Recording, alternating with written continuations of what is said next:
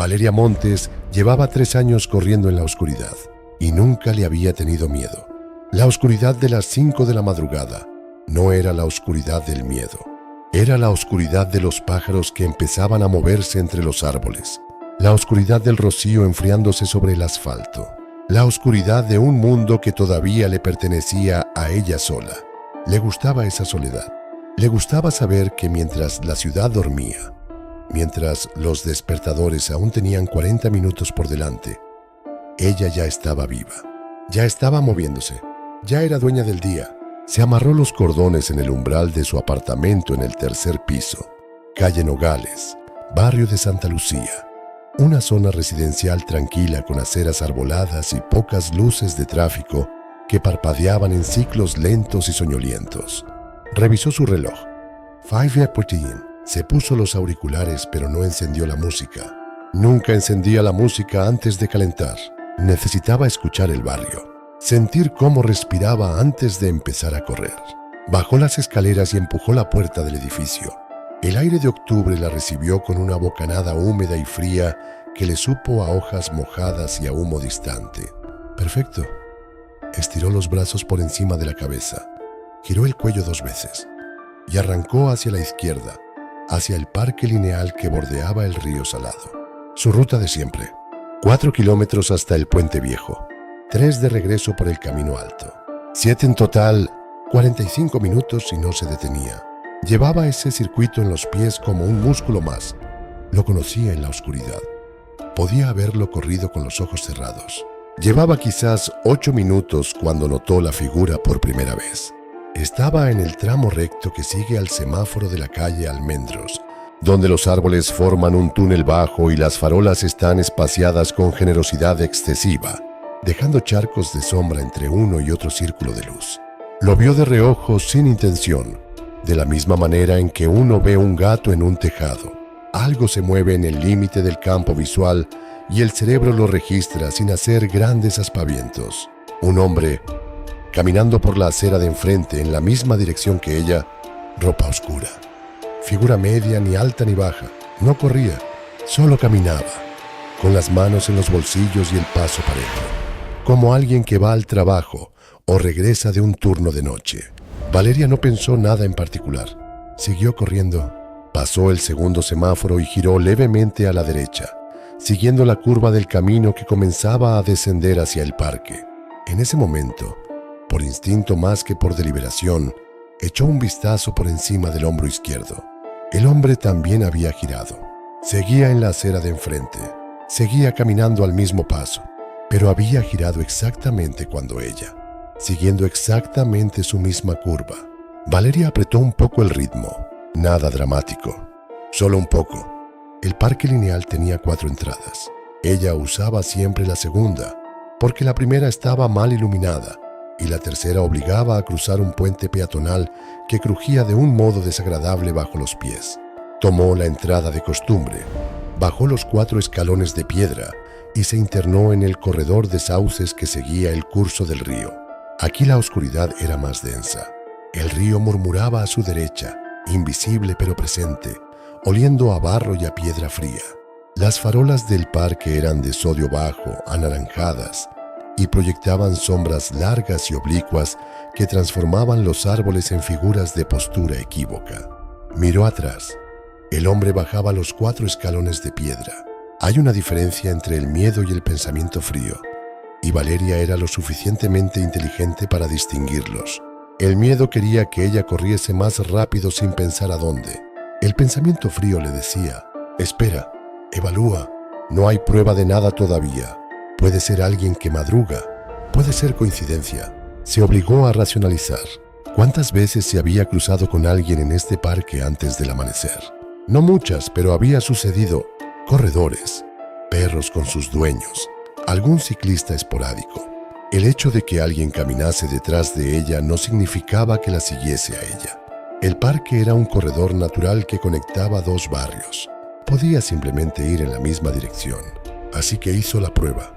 A mitad del siguiente tramo, donde el camino se bifurcaba, a la izquierda seguía el río. A la derecha subía hacia la zona de los bancos y la explanada con las flores. Valeria giró a la derecha. No era su ruta habitual. Era una desviación deliberada, sin motivo aparente para nadie que no la conociese. Contó 20 pasos, luego miró atrás. El hombre había girado a la derecha. El pensamiento frío se fue. Quedó solo el miedo, limpio y puro como agua de deshielo, subiéndole desde los pies hasta la garganta en menos de 2 segundos. Valeria aceleró, metió la mano en el bolsillo lateral del maillot y sacó el teléfono sin aminorar el paso. La pantalla se encendió con una luz blanca que le pareció obscenamente brillante en la oscuridad del parque. Abrió los contactos. Iba a llamar a Rodrigo, su vecino del segundo, pero entonces se dio cuenta de que eran las 5:20 de la madrugada y que Rodrigo trabajaba de noche y dormía de día, y que el teléfono sonaría y sonaría sin que nadie lo cogiese. Marcó el número de emergencias. La señal tardó 1, 2, 3 tonos vacíos que parecieron durar una eternidad cada uno mientras ella corría por el camino de la explanada. Ya sin farolas, solo con la luz azulada de la pantalla iluminando el suelo delante de sus zapatillas. Servicio de emergencias. ¿Cuál es su situación? Hay alguien siguiéndome, dijo Valeria, y su voz sonó más tranquila de lo que esperaba. Una calma mecánica que no era serenidad sino control. Estoy en el parque lineal del río Salado, cerca de la explanada central. Un hombre, ropa oscura, ha cambiado de dirección conmigo 2 veces. Llevo corriendo 7 minutos desde que lo vi por primera vez. ¿Puede describirlo con más detalle? No me he parado a mirarlo. Solo sé que está ahí. Está bien. Hay una unidad a 6 minutos de su posición. Puede salir del parque y dirigirse a una zona con más gente. 6 minutos. Valeria calculó. A su ritmo actual, en 6 minutos podía cubrir más de 1 kilómetro. El problema era la dirección. Delante de ella, el camino llegaba a un muro bajo y luego una salida a la calle Herrera, que a esta hora estaba muerta. Detrás, el hombre. A su derecha, el río. A su izquierda, una valla metálica con 3 metros de altura. Voy hacia la salida de la calle Herrera, dijo. ¿Pueden decirle a la gente que se dirija allí? Transmitido. Permanezca en línea. Pero entonces el teléfono parpadeó. Un 2% de batería. Había salido sin cargarlo. Lo había sabido antes de irse. Lo había pensado mientras se amarraba los cordones. Y lo había ignorado con esa arrogancia pequeña y fatal de quien cree que nada va a pasar. La pantalla se apagó. Corrió de verdad, con todo, sin guardarse nada para los últimos metros, pisando fuerte y respirando por la boca, los brazos bombeando y el corazón martillando con una urgencia que iba más allá del ejercicio. El camino era irregular aquí, con raíces de sauce que levantaban las losas y charcos que brillaban como espejos rotos bajo la escasa luz. Ella los conocía. Los saltó sin pensarlo, por memoria muscular, por los 3 años de mañanas silenciosas que le habían grabado cada irregularidad del terreno en las suelas de los pies. Y entonces escuchó sus pasos. Hasta ese momento el hombre había caminado, ahora corría. Los pasos eran pesados, más lentos que los de ella, pero más largos, con ese ritmo desigual de alguien que no es corredor, pero tiene piernas poderosas y está dispuesto a usarlas. Crac, crac, crac sobre las losas, acercándose, no rápidamente, pero acercándose. «Espera», dijo la voz detrás de ella. Una sola palabra, grave, casi serena. No fue un grito. Fue una orden formulada con la tranquilidad de quien está seguro de que será obedecido. Valeria no esperó. Dobló la velocidad y enfiló hacia el muro de salida, que ya podía ver. Apenas una línea más oscura contra el cielo gris madrugador. 100 metros, 80. El sonido de los pasos detrás de ella no desaparecía, pero tampoco se acercaba más. Estaban empatados en una carrera que ella llevaba ventaja, siempre que sus piernas resistieran. Sus piernas resistieron. Saltó el muro bajo. 70 centímetros de ladrillo. Lo había saltado 1000 veces. Y aterrizó en la acera de la calle Herrera con un impacto seco que le vibró hasta las rodillas. Giró a la derecha, hacia las luces de la avenida principal, sin dejar de correr, sin mirar atrás, con el pecho ardiendo y la garganta rasposa de respirar demasiado rápido demasiado tiempo. Las luces de un coche patrulla aparecieron en la esquina de la avenida. 2, luego 4, destellando en azul y blanco sobre los edificios mojados. Valeria agitó los brazos y gritó. Y el sonido que salió de ella no era un grito de miedo, sino un grito de rabia y alivio mezclados, indiferenciables. El coche frenó. Salieron 2 agentes. ¿Usted llamó por el parque? Sí, hay un hombre. Entró por la salida de los sauces. Venía corriendo detrás de mí. Ropa oscura. No le vi la cara bien. Los agentes se miraron. Uno habló por radio. El otro se quedó con Valeria, que tenía las manos en las rodillas y el pulso en 170 y una náusea leve que no era del esfuerzo sino del descenso de adrenalina. Ese momento en que el cuerpo recibe la noticia de que ha sobrevivido y decide facturarlo todo de golpe. Tardaron 12 minutos en peinar el parque. En el camino de la explanada encontraron huellas frescas en el barro cerca del río. 2 tipos de suela distintas. Una de zapatilla de correr, las de Valeria, y otra más grande de bota lisa, sin patrón de running, sin amortiguación. Las huellas de la bota se acercaban a las de la zapatilla a lo largo de unos 80 metros, y luego se desviaban abruptamente hacia la valla izquierda, donde alguien había saltado al solar adyacente. Encontraron una marca en el metal de la valla, pintura blanca rayada como de la chaqueta de alguien que saltó deprisa. No encontraron al hombre. Mientras uno de los agentes tomaba su declaración, Valeria miraba la entrada del parque, la misma entrada por la que había bajado los 4 escalones de piedra sin sospechar nada, y pensaba en la palabra que el hombre había dicho. Espera. No disculpa, no oye, no ninguna de las cosas que alguien con intenciones neutras diría en esa situación. Solo espera. El imperativo de quien da órdenes. ¿Lo conocía?, preguntó el agente. ¿Algún ex, algún conocido que le haya generado problemas? No, dijo Valeria. No lo reconocí. Apenas lo vi de lejos. ¿Había notado algo extraño en los días previos? Alguien que la siguiese, que apareciese repetidamente en su entorno. Valeria iba a decir que no, pero se detuvo.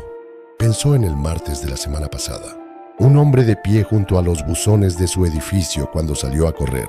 Lo había visto, lo había catalogado como algún vecino nuevo o un repartidor tempranero, y había seguido. Pensó en el jueves. Alguien sentado en el banco de la esquina frente a la farmacia a las 5 de la madrugada, con los codos en las rodillas y la cabeza gacha, como dormitando.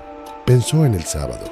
Una figura parada en la boca del parque cuando ella volvía, que al verla acercarse, se había dado la vuelta y había echado a caminar. 3 veces en 9 días que había visto algo y lo había archivado en la carpeta equivocada. Sí, dijo, creo que sí. No volvió a correr durante 2 semanas, no porque tuviese miedo, o no solo por eso, sino porque necesitaba pensar en lo que había hecho mal y lo que había hecho bien. Y a veces, pensar requiere quietud. Lo que había hecho bien, llamar, no perder el tiempo dándole al miedo más espacio del que merecía. Correr hacia la luz, no alejarse de ella. Lo que había hecho mal, el teléfono sin carga, la ruta siempre igual y siempre a la misma hora, el hábito convertido en vulnerabilidad. La policía le dijo que sin identificar al hombre no podían hacer mucho más que registrar la denuncia y aumentar las rondas nocturnas en el parque.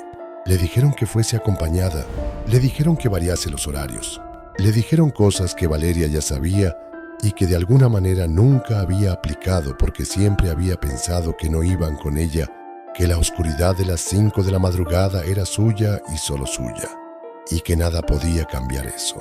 La tarde del 16º día, Valeria estaba en el sofá con una taza de café cuando oyó un ruido en el rellano. Pasos lentos, una pausa, luego nada. Se quedó inmóvil, escuchando, con la taza a medio camino de los labios. Los pasos de las escaleras de un edificio de apartamentos tienen un idioma propio. Los vecinos del primero suenan de una manera, los del cuarto de otra. Estos pasos eran de alguien que no sabía exactamente a dónde iba, que se detenía y calculaba. Se acercó a la mirilla. El rellano estaba vacío, pero en la alfombra del pasillo, justo delante de su puerta, había una sola hoja de papel doblada en 4. La miró a través del cristal durante un largo minuto antes de abrir. Luego la recogió con dedos que no temblaban. Se enorgulleció de eso más tarde, de que los dedos no le hubiesen temblado. Y la desplegó. Estaba en blanco por un lado. Por el otro, alguien había escrito, con letra pequeña, irregular y tranquila, como la de un estudiante aplicado: «Mañana vuelves a correr». Era una afirmación, no una pregunta. No una amenaza con signos de exclamación, ni sangre, ni dramatismo de película. Solo la observación clínica de alguien que la conocía lo suficiente para saber cuándo iba a ceder, cuándo iba a volver a sus mañanas, cuándo dejaría de tenerle miedo a la oscuridad que siempre había sido suya. Llamó a la policía, llamó a su hermana, llamó a Rodrigo, el vecino del segundo, que a las 10 de la noche ya estaba despierto de su turno, y bajó al tercer piso con una expresión seria y sin hacer preguntas innecesarias. Esa noche no durmió. No por pánico, el pánico es ruidoso y ella lo sentía silencioso, sino porque pensaba en la nota, pensaba en la letra regular y tranquila, pensaba en cómo alguien que la había seguido durante semanas había entrado al edificio, había subido las escaleras, había llegado hasta su puerta y se había ido sin que nadie lo viera, sin dejar rastro, sin hacer ningún ruido que le llegase a través de la mirilla. Lo que más le perturbaba no era la amenaza implícita, era la paciencia. La nota no era de alguien que actuaba por impulso, era de alguien que esperaba, que planificaba, que conocía sus patrones mejor que ella misma. Alguien que había estado mirando durante suficiente tiempo como para saber exactamente cuándo volvería a correr. Y lo peor, lo que la mantuvo mirando el techo hasta que el alba empezó a abrirse paso entre las persianas. No podía estar segura de que la persona que había subido las escaleras fuese la misma que la había seguido en el parque. Podía ser, o podía haber dos, o podía ser alguien que vivía en el edificio y que llevaba meses mirándola desde mucho más cerca de lo que ella había imaginado jamás. Porque eso era lo que la nota decía de verdad, más allá de las palabras.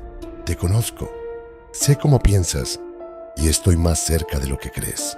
A las 9 de la mañana, cuando la luz ya era definitiva y el barrio estaba despierto y los cafés habían abierto y los coches circulaban por la calle Nogales con normalidad doméstica, Valeria se puso las zapatillas. No porque la nota tuviese razón, no porque se hubiera rendido a lo que el hombre, quien fuera, quería que hiciera, sino porque sabía que el miedo, si se lo dabas todo, si le entregabas las mañanas y el parque y los 7 kilómetros y el sonido del río y el olor a hojas mojadas de octubre, entonces ya no era suyo, era de él, y ella no iba a hacer eso.